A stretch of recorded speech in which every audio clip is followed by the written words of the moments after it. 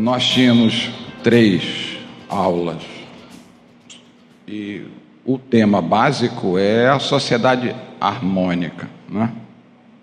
Aí nós demos a primeira aula no mês passado, já atrasado um mês por causa da minha cirurgia. Sobraram 2. Aí eu fiz uma de 2. E a gente vai chegar à conclusão de que eu fiz uma de 3. Porque todas as palavras, todos os subtemas que são colocados aqui dentro do conceito de sociedade harmônica, eles são complementares, não é? A gente vai fazer uma visita às coisas mais importantes que a gente falou na última aula, para pegar o gancho e continuar emendando nos outros conceitos. Combinado? Então, para a gente ter uma ideia do que é sociedade harmônica, nós tiramos um texto que fala de um relógio, né? Então, em um relógio, cada engrenagem funciona ligada à outra. Cada peça em seu lugar exato, realizando um trabalho perfeitamente rítmico. Em uma melodia, várias notas escolhidas, não de forma aleatória, quando juntas, formam um acorde, que em uma sequência definida desenvolve um arranjo. Por último, em uma obra de arte, um quadro, por exemplo, as cores que ali estão postas devem ser previamente escolhidas e não podem ser misturadas de qualquer forma. Deve haver uma moderação, um bom senso, que criará a perfeita combinação, definindo imagens e sensações a serem passadas. Em todos estes exemplos, cada unidade menor está ligada à outra, de forma a trabalharem juntas, harmonicamente, cooperando para que a unidade maior seja eficiente. A unidade está em cor amarela porque uma das palavras que a gente trabalhou no último foi a unidade, né? Isso eu não sei se é do Leonardo Agapito, mas foi postado por ele na internet, então eu estou colocando aqui de onde eu vi. Achei que essa postagem nos mostra com bastante tranquilidade o conceito de harmonia, não é? E uma sociedade harmônica deve ter mais ou menos essas combinações, essas sensações, essas imagens, essas atividades, né? Cada qual no seu lugar, e não pode ser simplesmente misturada, né? Tem que haver um sentido naquilo tudo. A outra coisa que nós falamos, para que a gente entenda como nós nos colocamos em relação ao mundo, a gente fala da sociedade, mas a gente costuma se colocar fora dela, é o conceito de fantasia da separatividade. Isso aqui foi tirado do Pierre Vaillant, né? Mas é muito apropriado. Recordando, porque nós falamos isso na última aula. Alguns aqui não estavam, né? Então a gente está recordando o que é básico. No plano mental, nosso plano mental, forma-se a fantasia da separatividade, que consiste em crer que o sujeito e o universo não guardam nenhuma relação.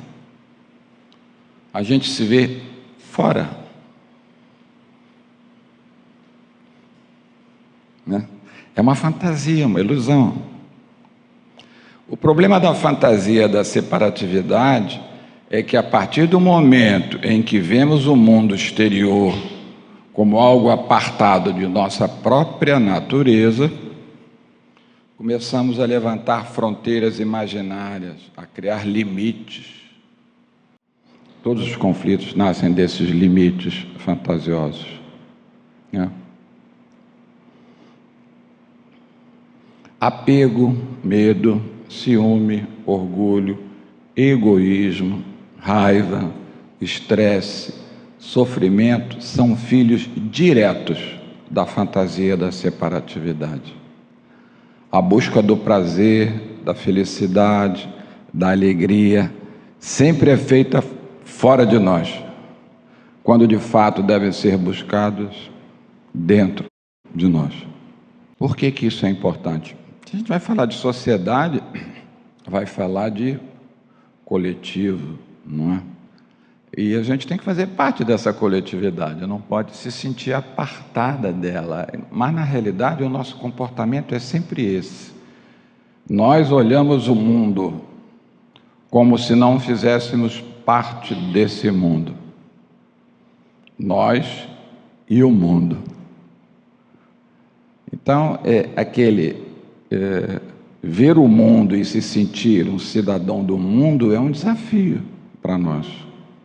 Se colocar dentro dele. Quando a gente falar aqui de alteridade, de olhar o outro, de convivencialidade, de conviver com o outro, a gente está se inserindo nesse mundo, né, a partir de uma quebra nessa fantasia. A gente passa a se sentir parte de uma coletividade. Eu costumo dizer que a gente aprende a sair do individual, do eu, para o coletivo, do nós.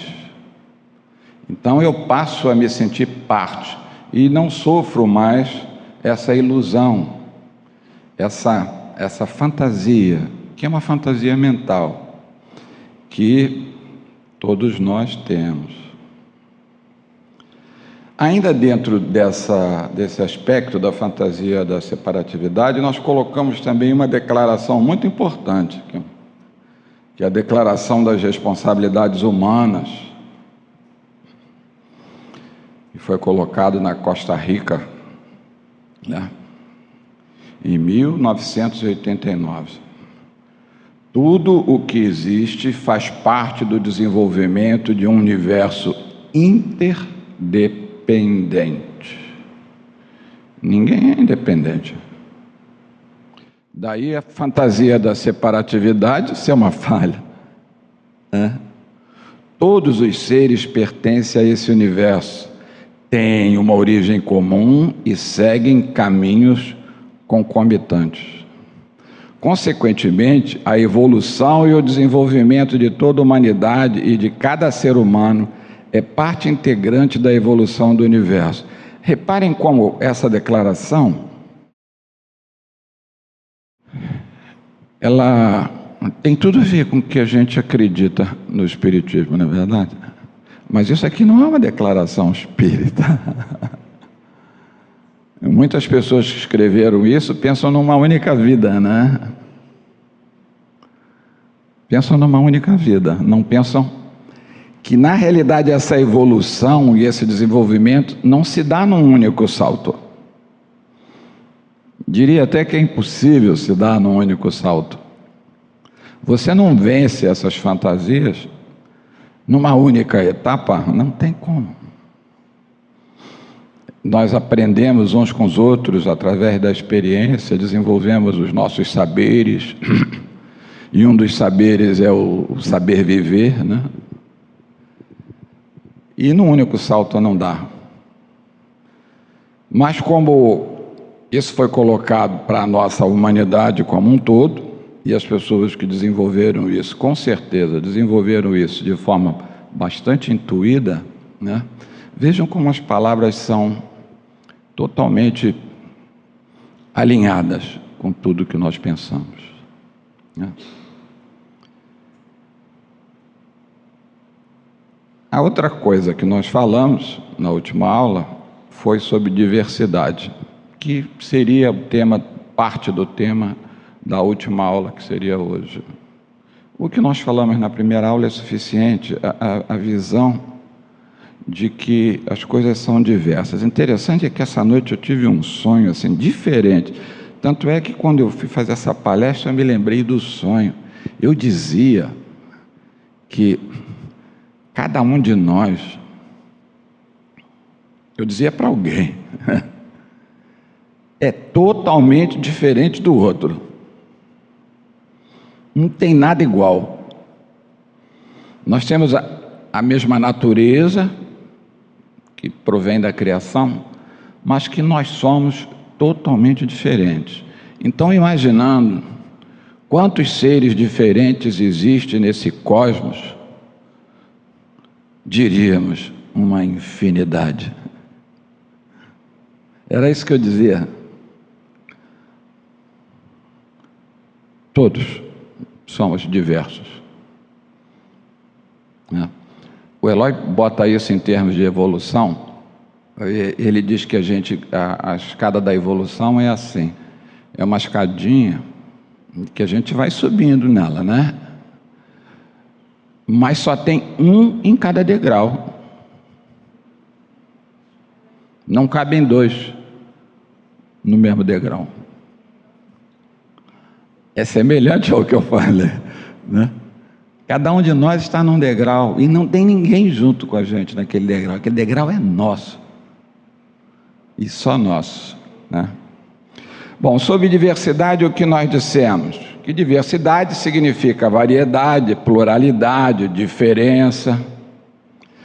Aí tem a diversidade cultural.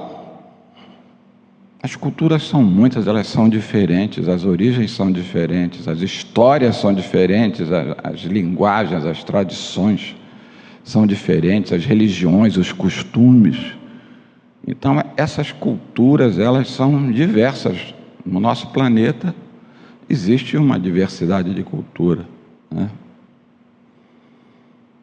E cada um de nós, quando se coloca dentro de uma comunidade, de uma sociedade específica, nós adquirimos, não é? Aprendemos parte dessa cultura e trazemos. Se nós nascêssemos na África, traríamos a cultura africana. Se nós nascêssemos na Europa, traríamos aquilo que é da cultura europeia, né? Porque essa cultura a gente aprende. E nos tornamos culturalmente diferentes de outras criaturas que convivem em outras áreas, em outros pontos. Existe a diversidade biológica, né, que chama-se biodiversidade. Existem uma grande variedade de organismos vivos que compreendem a fauna, a flora, os micro-organismos, né, tudo que existe na face da Terra. Inclusive, uma das coisas que me assustou quando eu li uma vez é que nós temos mais bactérias no nosso corpo do que a quantidade de células.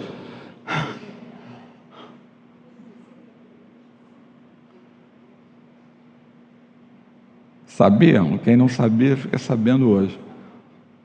O doutor está lá atrás, se eu estiver falando mentira, ele vai me corrigir depois. Mas assim, temos mais bactérias no nosso corpo do que a quantidade de células que nós temos. Essas bactérias são micro-organismos, são vidas na nossa vida orgânica. Só que a gente tem o senso da bactéria como se fosse uma coisa nociva. Mas não é, são poucas as bactérias que são nocivas. As outras bactérias que nós temos participam de todo o nosso metabolismo. Graças a Deus, elas estão lá, participando do nosso metabolismo, né? A diversidade étnica, né? Temos diferentes povos, diferentes etnias, né? Separados por origem, história, idioma, religião, cultura, independente do país em que se encontre. Bom, isso nos torna já diferentes dentro de grupos, não é? Mas se nós sairmos desse grupo e formos para o individual, essa diversidade vai ser muito maior. Não temos o mesmo conhecimento, não temos a mesma inteligência, não temos os mesmos sentimentos, não trazemos as mesmas crenças, não fazemos as mesmas escolhas. E aí é que está toda a problemática, como, com toda essa diversidade, já que são, né, infinitas criaturas nesse cosmos, todas diferentes entre si, como assegurar a harmonia dessas criaturas? Qualquer tipo de criatura, qualquer tipo de espécie, que tem a espécie humana, mas existem as outras espécies, né? Aí falamos também da alteridade, que era outro tema. E tiramos aqui, para falar da alteridade, textos da Hernance Dufour, um livro do INED. Isso é alteridade, o estabelecimento de uma relação de paz com os diferentes. Quem são os diferentes? Todos. Somos diferentes, né? A capacidade de conviver bem com a diferença da qual o outro é portador. É conviver com a diferença, no sentido de aceitá-la, de aprender com ela, não necessariamente aceitá-la, mas compreendê-la, identificá-la de alguma forma. A ética da alteridade consiste basicamente em saber lidar com o outro, entendido aqui não apenas como próximo a outra pessoa, mas além disso como diferente, o oposto, o distinto, o incomum. Porque aí essa questão de comum ou incomum é que nem aquele negócio do normal e anormal. O normal é aquele que tem um comportamento dentro de uma faixa esperada. Todos que saem daquela faixa, eu considero anormal, incomum. E muitos de nós atravessamos essa faixa e caímos na faixa do incomum, né? Não está dentro daquilo que nós, como uma comunidade, aceitamos. E aí a gente tende a repelir aquele que não é comum, pelo menos nas coisas em que nós nos afinamos, apesar de sermos diferentes, não é? Então, o incomum ao mundo dos nossos sentidos pessoais, o desigual, que na sua realidade deve ser respeitado como é e como está, sem indiferença ou descaso, repulsa ou exclusão, em razão das suas particularidades. Conviver com os contrários e aprender a amá-los na sua diversidade constitui desafio ético aos grupamentos espiritistas no campo da alteridade. Aos espiritistas em especial, não é? Porque muitas vezes nós nos vemos excluindo, esquecendo de tudo aquilo que o Espiritismo nos ensina, não é? Mesmo porque o mastro da nova revelação cristã preconiza a fraternidade como postura de base para as relações pacíficas e mantenedoras do idealismo superior em direção às clareiras de necessidades do homem do terceiro milênio. A última coisa que nós vamos apresentar aqui hoje é o mundo de regeneração com uma outra visão, com essa visão dessa sociedade harmônica. Porque o mundo de regeneração vai nos pedir isso, uma sociedade harmônica. Então, Hernance Dufour, Laços de Afeto, por Vanderlei Soares de Oliveira, editora INED. Eu disse para vocês que esse livro foi muito criticado.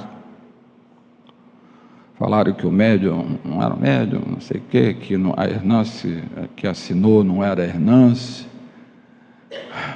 Aí eu me lembro assim: conhecereis a árvore pelos seus frutos. Olha os frutos. Se a Hernance não era Hernance, Não mudou nada. Né?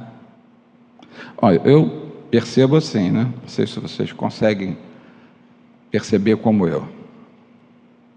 Aí nós colocamos algumas regrinhas para essa ética da alteridade. Essas regrinhas vão ser importantes, porque nós vamos falar de uma coisa aqui, que é a inteligência coletiva, e alguma dessas regrinhas vão interferir nessa inteligência coletiva que nós vamos colocar.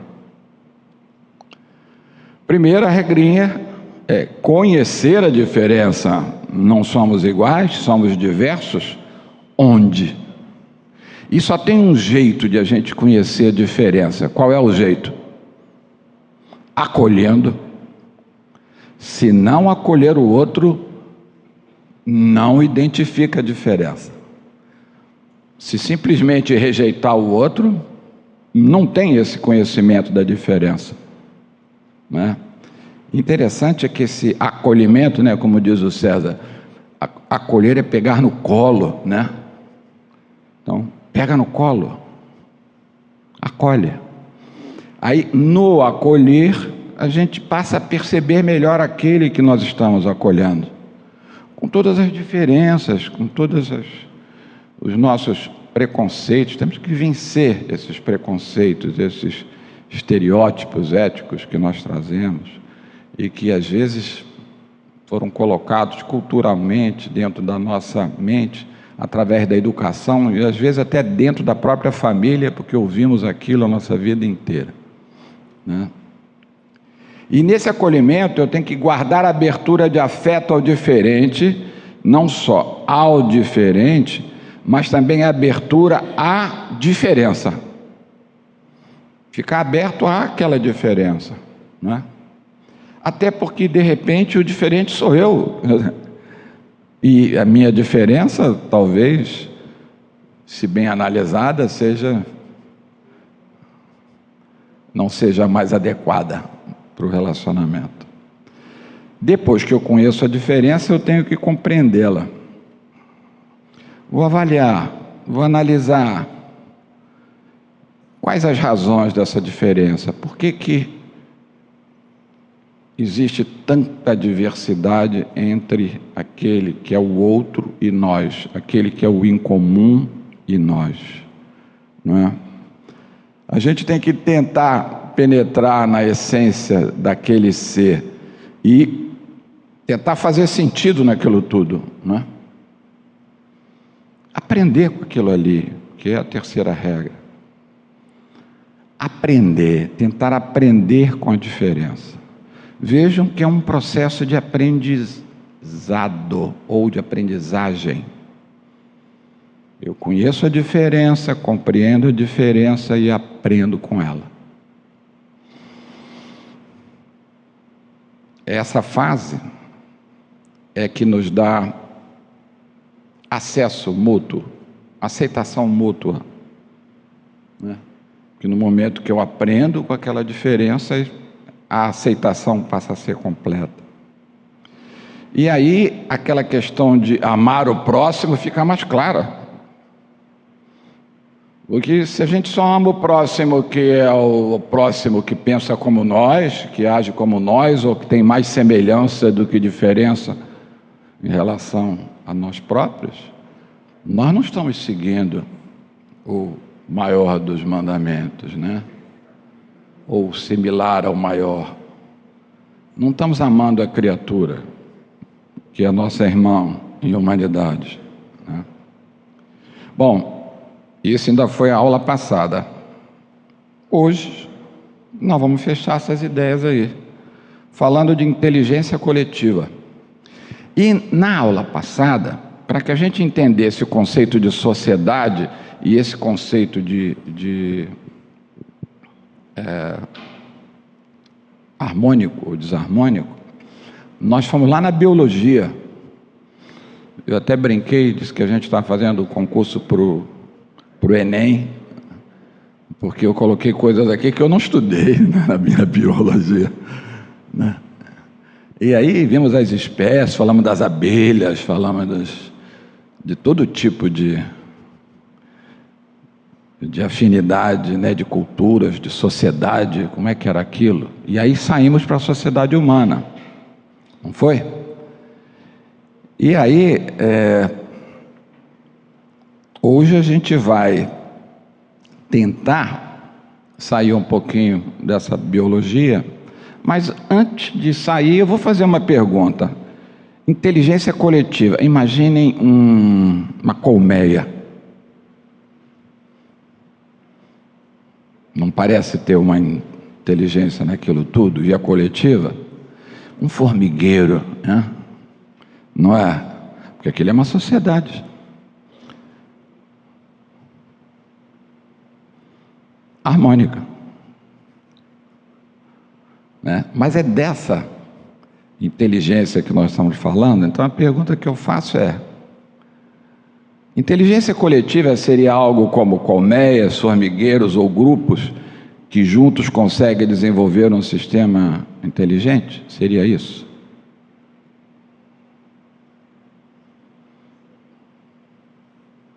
Se a gente olhar uma colmeia, a estrutura é sempre a mesma. Tem lá a abelha rainha, que tem um papel, tem lá o zangão e tem lá os operários. É sempre aquilo. É um padrão. Não sai daquele padrão. Imagina se a sociedade humana fosse sempre um padrão, onde a inteligência...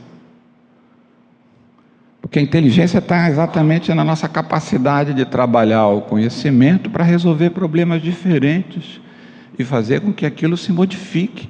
Não há nada mais permanente que a mudança. Não adianta ser sempre aquela estrutura de colmeia ou aquela estrutura de formigueiro. Então, inteligência coletiva não é isso. Se a gente achar que é, se engana. Segundo o filósofo e sociólogo da informação, gozado é que eu estava trabalhando esse negócio de inteligência coletiva e fiquei me lembrando do cérebro global. Tem tudo a ver, mistura tudo, joga tudo num saco, sai uma coisa só. Nós falamos aqui, lembra, do cérebro global, da internet, das coisas, como é que vai influenciar a nossa ética. A inteligência coletiva também, uma das formas dela se manifestar é através desse cérebro global. Né? Então, esse filósofo e sociólogo da informação, no livro que se intitula Inteligência Coletiva, que foi onde a Maria Amélia pegou e botou aí para eu poder fazer essa palestra de hoje, entendeu? O problema da Maria Amélia, eu não sei como é que o Ronaldo aguenta, é que ela tem uma biblioteca vasta, então ela puxa ali e fala, é esse, né? Se não é ela, é o César, é um dos dois arma para cima de mim, assim. Olha o que diz o Pierre Levy. Inteligência coletiva é uma inteligência distribuída por toda a parte. Distribuída é importante, hein? Não é vendida não, hein? Ela é distribuída, incessantemente valorizada, coordenada em tempo real, quer dizer, a todo tempo ela tem coordenação, que resulta em uma mobilização efetiva das competências. Está aí onde nós somos diversos, nas nossas competência. Eu costumo dizer, por exemplo, que o Danilo é a minha enciclopédia ambulante. Outro é o Assaruê. Quando eu tenho uma dúvida, eu pergunto para ele, ele sabe. Impressionante. E o Danilo, às vezes a gente está falando uma coisa, crente que está abafando, aí ele escuta, bonzinho, aí no meio ele corrige. Aí quando ele te corrige, aí eu olho para ele e falo assim, rapaz, você está deixando eu falar o tempo inteiro? E você já conhece isso? Né? Então, essa questão da efetiva competência, porque cada um de nós tem conhecimentos próprios em função das nossas vontades, da nossa atração, daquilo que a gente gosta, daquilo que a gente mergulha, estuda, daquilo que a gente desenvolve e aprende a fazer, principalmente aquilo que a gente aprende a fazer e gosta de fazer. Nós somos diferentes. O que está dito aqui é que a inteligência ela é distribuída entre nós, de maneira coordenada, provavelmente em função de um problema, em função de uma necessidade, em função de algo a ser construído. Por isso é que a nossa figura anterior aqui foi essa. Olhem a figura. Tem um cérebro e na periferia, olha quanta gente. Todos contribuindo para aquele cérebro, que é quem vai processar essas competências que estão ali. Estão entendendo o que eu estou falando? Ou está enrolado? Então é isso, é uma inteligência distribuída. Vamos pegar cada frase dessa aqui e tentar dar uma traduzida. Uma inteligência distribuída por toda parte. Então, ela não fica guardada. E aí eu me lembro daquela frase que eu de vez em quando falo aqui, que tem poder, tem capacidade, tem competência, aquele que dissemina a informação, aquele que distribui o seu conhecimento. Porque se guardar conhecimento ou informação desse poder ou competência, a bibliotecária era a mulher mais competente do mundo. Porque ela guarda. Não está se falando de algo guardado, está se falando de algo distribuído por toda a parte. Então, comentário: o saber não é reservado aos poucos privilegiados, o saber está na humanidade. Aí mudou o conceito. Não, eu sei isso e ninguém mais sabe, só eu. O saber é da humanidade. Essa afirmação valoriza todos os seres humanos, onde cada um de nós acrescenta algo referente ao nosso contexto de vida, independente da escolaridade, da raça e da classe social. Cada um de nós tem algo a contribuir para a humanidade. A gente pode achar que não, mas tem. Dentro da família, dentro da comunidade, né? Dentro da casa espírita, dentro do nosso clube, dentro do nosso grupo que se reúne, a gente sempre tem algo a acrescentar e a distribuir. A outra parte, uma inteligência incessantemente valorizada, aí completando, valorizada e distribuída, não é? Porque era distribuída por toda parte. Hoje, olha só, a gente assiste aí educadores virem aqui, eles vêm aqui no Brasil, fazem conferências, etc., aquele 360 graus, aí cada um apresenta uma pedagogia diferente, mas a maioria delas quebra determinados paradigmas que nós trazemos lá dos nossos bancos escolares. Um deles é como a gente avalia o nosso estudante, né? Como é que eu digo que ele é capaz ou ele não é capaz?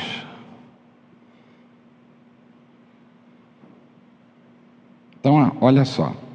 Hoje, desprezamos a inteligência do saber fazer, savoir-faire. Saber fazer não é importante. Como não é? Não é? Quando valorizamos boletins escolares, grades de qualificação nas empresas, padronização de saberes que desvalorizam a inteligência. Se eu padronizo o saber, eu desvalorizei a inteligência, que é exatamente o quebrar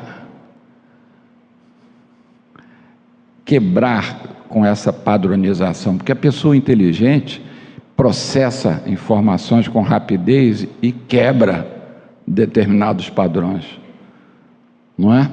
Resolve os problemas com mais facilidade, agregam mais valor à solução dos problemas, tem ideias muitas vezes mais eficazes naquilo que vai se fazer. Então não adianta eu valorizar a inteligência pelo boletim escolar. Mesmo porque o Einstein, coitado, ele seria totalmente desvalorizado. Ele foi reprovado. Não gostava daquilo, e agora?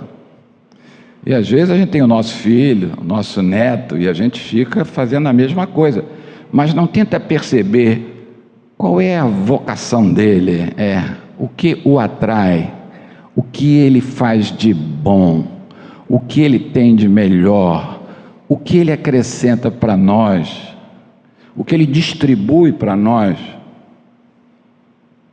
né? Então, se eu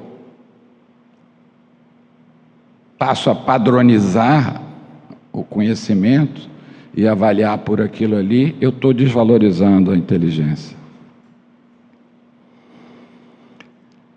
A outra parte da definição é a coordenação das inteligências em tempo real. Nesse ponto entram as novas tecnologias como a internet, que ajudam a fazer isso, os blogs, os wikis, onde a gente busca conhecimento, que podem promover através das interações um suporte para decisões, ações e acontecimentos, e com isso permitir uma contínua transformação do universo do conhecimento. O conhecimento só tem valor quando ele se aplica. É como eu chamo da minha competência, né? Competência que não se estabelece não existe. É uma frasezinha boba, mas não. Esse cara é muito competente. Sim, mas ele faz o quê? Nada. Essa competência não existe. É aquele cara que diz, eu falo 15 idiomas. Você fala 15 idiomas? 15 idiomas. Sempre estudei. Você faz o que com isso? Não, eu não faço nada. Mas que eu falo 15, eu falo 15. Cadê a competência? É individual, ela não é coletiva. Nós estamos falando de inteligência coletiva. Onde está a distribuição disso? E está colocado aqui que conhecimento é da humanidade, né? Então não é nosso. Atingir uma mobilização efetiva dessas competências. Antes de mobilizar as competências, é necessário identificá-las. Vamos tentar particularizar isso. Um exemplo de inteligência coletiva, que está naquela figura que tem o cérebro. Eu tenho um problema, preciso resolver o problema, e eu não tenho conhecimento sobre tudo que tem a ver com aquele problema. Eu, de certa forma, começo a procurar as competências. As competências são aquelas que vão somar com conhecimento e vai nos ajudar a resolver aquilo.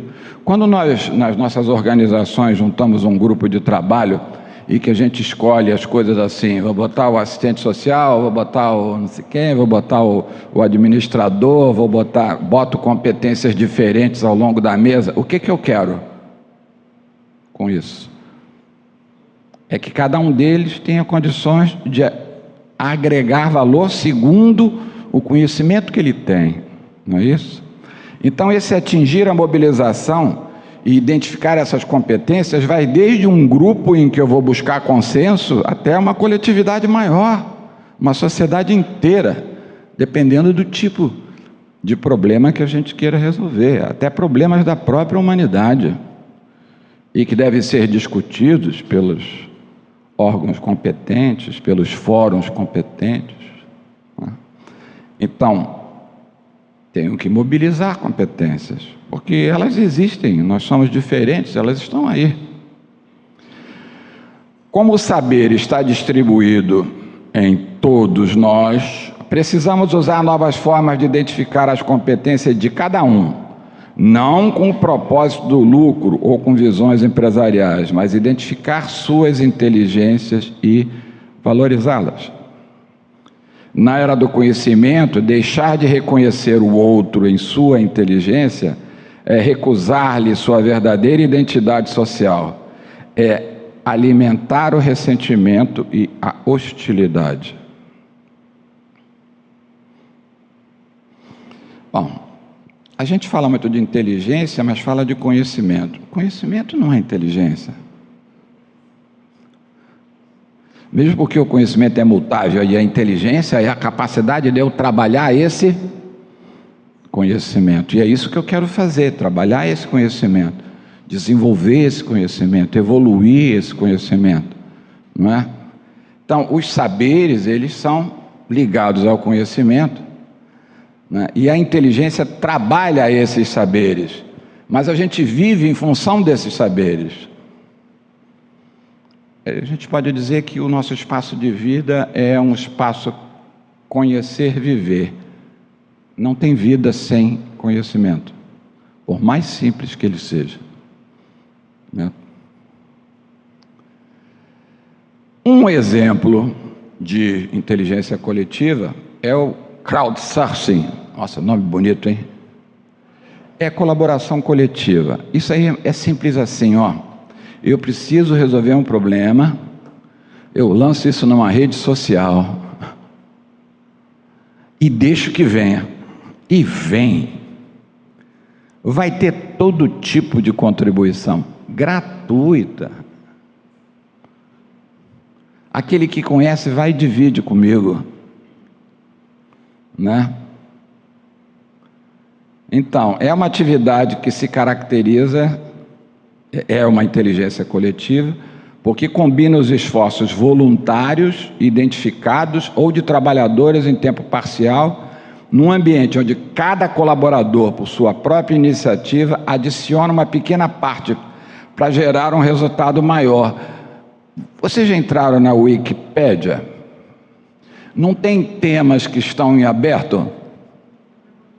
Ali vocês veem uma colaboração coletiva. Eles pedem, escreva sobre o tema, divida conosco. E são muito bons.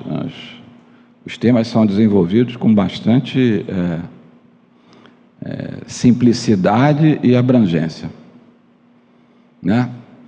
A Wikipédia é um exemplo de inteligência coletiva. É construída através desse compartilhamento desses saberes.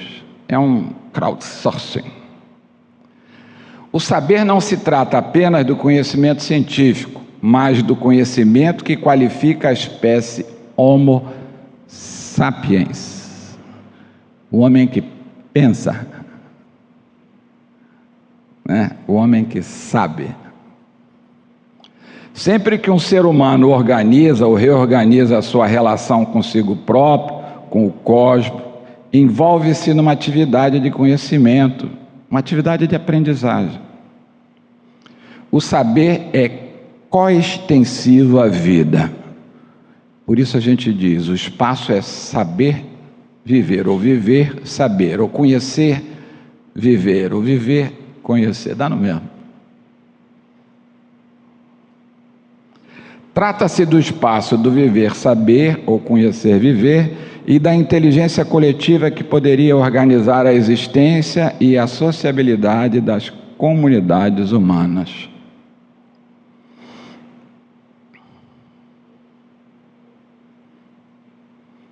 Bom, a outra palavrinha que me deram aqui para falar é viver e deixar viver.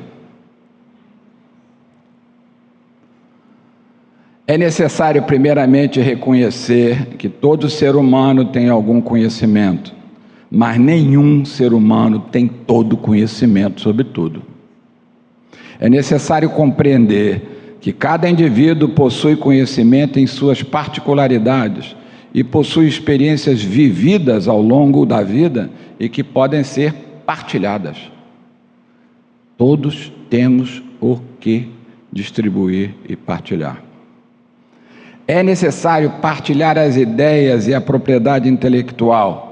Esses recursos proporcionam mais benefícios acumulados através do momento que permite que outras pessoas compartilhem ideias e que obtenham melhoria significativa através da colaboração e não da competição. Isso já foi tema aqui também de aula, competição, colaboração, né? Tornando-se um processo de crescimento coletivo. Sair do individual para o coletivo. As tecnologias de comunicação são fundamentais para essa interligação. Daí o cérebro global que nós tratamos no outro período. É preciso viver e deixar viver. Então eu vivo, compartilho, deixo o outro viver. Aprendo com ele, divido com ele. Essa é a ideia. Isso tem a ver com a tal da alteridade, não tem não? Que nós falamos lá atrás. Isso tem a ver também com a tal da diversidade, não é não? Total. A outra palavrinha é comunidade. Comunidade é comumente considerada uma unidade social que compartilha algo em comum, como normas, valores, identidade e lugar em que estão situadas, em uma determinada área geográfica, podendo ser em aldeias, bairros ou cidades. Do ponto de vista da ecologia, esse conceito de comunidade, ele também é chamado biocenose, é a totalidade dos organismos vivos que fazem parte do mesmo ecossistema e interagem entre si. Pela sociologia, é um conjunto de pessoas que se organizam sob o mesmo conjunto de normas, geralmente vivem no mesmo local ou território, sob o mesmo governo, ou compartilham do mesmo legado cultural, histórico ou religioso. Então eu tenho comunidade religiosa, comunidade cultural, comunidade efetiva, local, o bairro em que se vive, né? No Lar Fabiano a gente diz, vai para a comunidade, é aquele local onde a gente sabe que estão os mais necessitados, não é? E o que eles têm em comum é porque eles são expulsos do território urbano e são jogados para as periferias. Essa é a realidade comum deles. E aí a gente tem que ir lá, porque lá é que está a necessidade, né? Tentar ajudá-los, compartilhar com eles alguma coisa. Politicamente, é um grupo de países que se associam para atingir determinados objetivos. Exemplo, a Comunidade Econômica Europeia, a Comunidade Africana para Desenvolvimento, etc.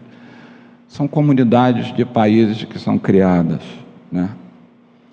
Então, a comunidade é uma unidade social que compartilha entre os seus elementos algo em comum. O nome já está dizendo. Essa prancha aqui, eu juro para vocês que eu falei isso para vocês aqui, para os mais antigos que sempre vêm, deve ter bem uns 7 anos, 8 anos. Para que os momentos de compartilhamento de saberes nos espaços conhecer, viver, gerem a integração desejada em um mundo de regeneração, é necessário atentar para algumas exigências do tipo: eu tenho que ter integração nesse espaço conhecer, viver, onde eu vivo, onde eu conheço, onde eu aprendo, onde eu compartilho, onde eu divido, onde eu distribuo os meus saberes.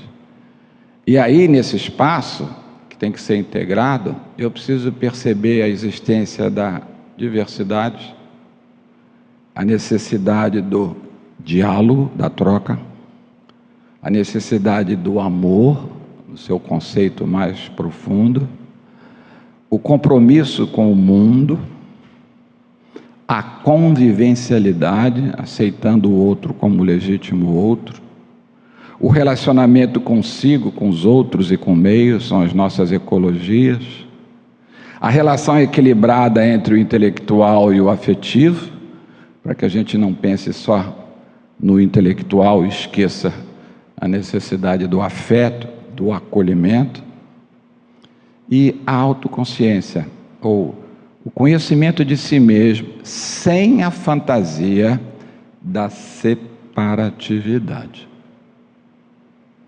Né? Então, tentei, viu? Numa sociedade harmônica, todas as peças se harmonizam, fazem sentido, fazem parte de uma mesma obra, uma obra que tem que fazer sentido, não pode ser simplesmente uma mistura de pessoas ou grupos, não é? Todos esses saberes que são distribuídos, etc., tem que fazer sentido.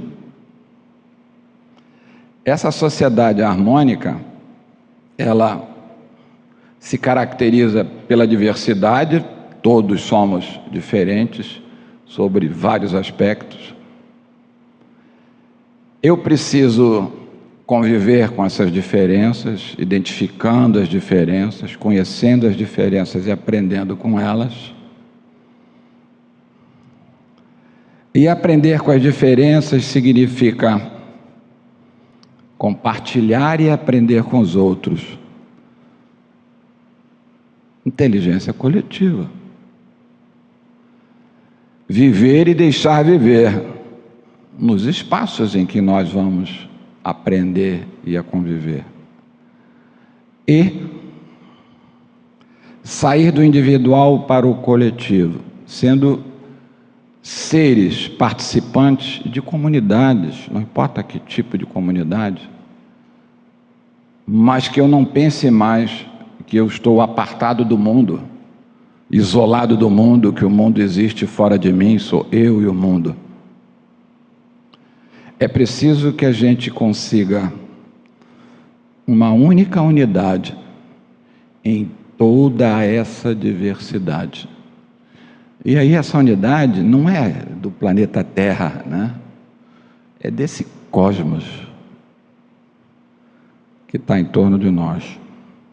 A última palavra é como construir uma sociedade harmônica, então. Aprendendo a assegurar, mediante a ética da alteridade, que transforma e altera indivíduos, culturas e costumes, né? Unidade em toda a diversidade existente no mundo. Eu poderia completar isso aqui nessa figura anterior, né? Aquela frasezinha que diz assim: nisso reconhecereis que sois meus discípulos, se vos amardes uns aos outros. E aí, muita paz para todos nós, é o que eu desejo.